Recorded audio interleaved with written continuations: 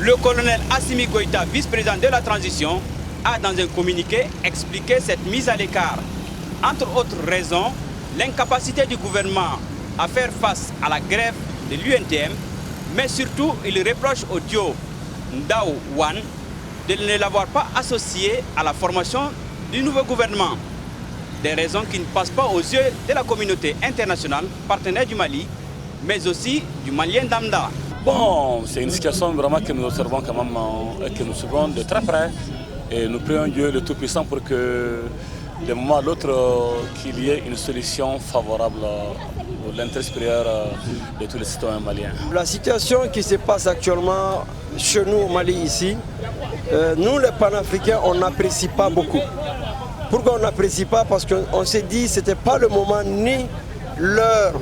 L'heure actuellement c'est à l'unité africaine. Mais si le Mali même n'arrive même pas à s'unir, nous on pense que c'est vraiment un peu désolant et nous demandons aux militaires aujourd'hui de revoir, parce que nous ne voulons plus avoir un coup d'État chez nous, nous ne voulons plus avoir de troubles dans le pays. Ceux qui se tirent aujourd'hui pour le pouvoir, je dirais qu'ils pensent au pays. Et comme Modibo Keïta le disait, il disait le premier est sacrifié et le dernier servi. Il faut que chacun de nous essaie de penser à ça.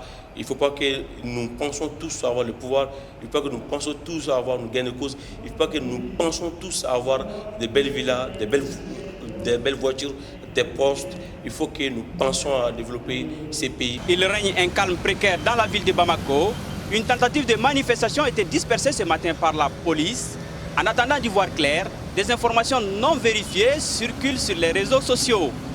Le président Goodluck Jonathan, envoyé spécial de la CEDEAO, est à Bamako avec une délégation composée de la ministre des Affaires étrangères du Ghana, mais aussi du président de la commission de la CEDEAO. Nous sommes ici, comme vous le savez, en raison des tout derniers développements que le Mali a connus et par rapport à la transition. Donc nous avons estimé qu'il était très important de nous rendre ici en tant que médiateurs ou équipe de médiation pour écouter les différentes parties. À cette étape précise, nous ne pouvons rien dire de définitif à la presse. Nous allons d'abord nous entretenir avec les militaires, avec la société civile, avec les autres forces vives de la nation pour savoir de quoi retourne la situation concrètement.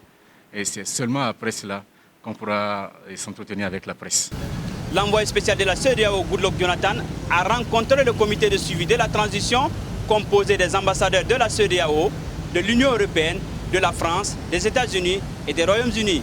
Une rencontre avec l'ex-gent est prévue tout à l'heure dans la garnison de Kati.